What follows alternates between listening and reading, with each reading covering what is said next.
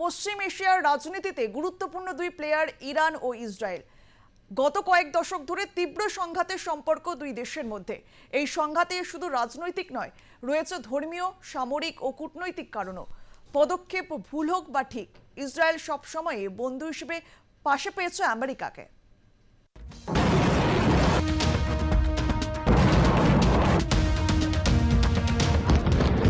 যতদিন এগোচ্ছে ততই জোরদার হচ্ছে ইরান ইসরায়েল যুদ্ধ পরিস্থিতি। গত কয়েকদিনের সংঘাতে দুপক্ষেরই ক্ষয়ক্ষতি হয়েছে। নিহত হয়েছেন দুই শিবিরেরই সেনা এবং সাধারণ নাগরিক। তবে ক্ষয়ক্ষতিটা ইরানেরই বেশি।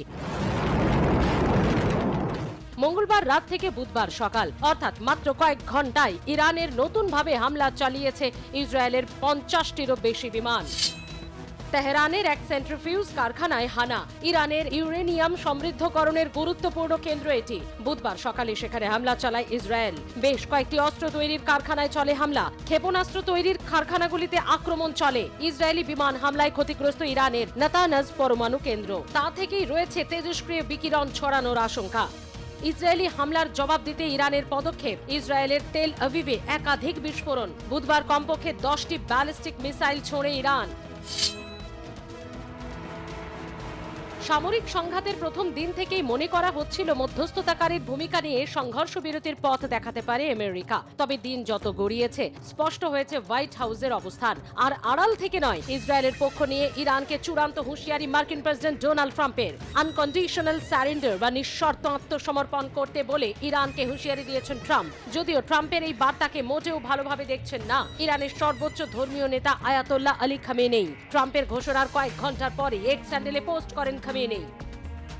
ইসরায়েলকে জঙ্গি ইহুদি সরকার তকমা। এক্স হ্যান্ডেলে একাধিক পোস্ট করেন খামেনেই। প্রথম পোস্টেই ছিল যুদ্ধ শুরুর ঘোষণা। সেই যুদ্ধ কার বিরুদ্ধে তা স্পষ্ট ছিল না পোস্টে। খামেনেই ইসরায়েলকে পোস্ট বানে বিদ্ধ করেন।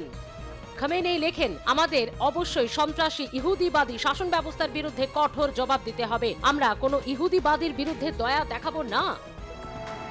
সব দোষ ইরানের। কার্যত এই মর্মেই পশ্চিম এশিয়ার যুদ্ধ পরিস্থিতি নিয়ে ইসরায়েলের পাশে দাঁড়ানো G7 গোষ্ঠী। সব মিলিয়ে কথা একটাই, ইরানকে কোনোভাবেই পরমাণু অস্ত্র বানাতে দেওয়া যাবে না। ইসরায়েলের পাশে America, Canada, France, Germany, Italy, Japan. পূর্ব ও মধ্য এশিয়ার রাজনীতির গুরুত্বপূর্ণ দুই প্লেয়ার ইরান এবং ইসরায়েল। গত কয়েক বছর ধরে তীব্র সংঘাতের সম্পর্ক দুদেশের মধ্যে। এই সংঘাত শুধু রাজনৈতিক নয়, এর পেছনে রয়েছে ধর্মীয়, সামরিক, কূটনৈতিক নানা কারণ।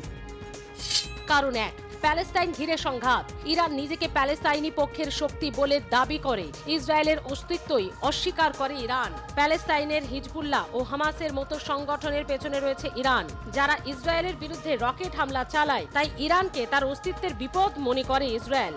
কারণ দুই, পশ্চিম এশিয়ার আধিপত্যের লড়াই। পশ্চিম এশিয়ায় সৌদি আরব, ইসরায়েল, আমেরিকার সঙ্গে ইরান রাজনৈতিক সামরিক আধিপত্যের লড়াই চালিয়ে যাচ্ছে। এই ক্ষমতার টানা পোড়েন দ্বন্দ্ব আরও বাড়িয়েছে দুদেশে। কারণ তিন, পরমাণু চুক্তি। ইরান গোপনে পরমাণু বোমা তৈরি করছে এমন সন্দেহে ইসরায়েল বরাবরই উদ্বিগ্ন।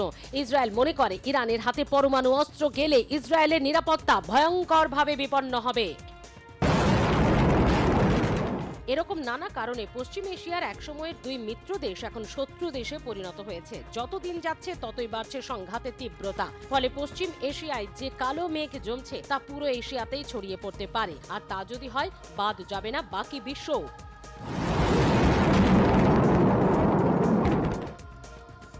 ব্যুরো রিপোর্ট, আর প্লাস নিউজ।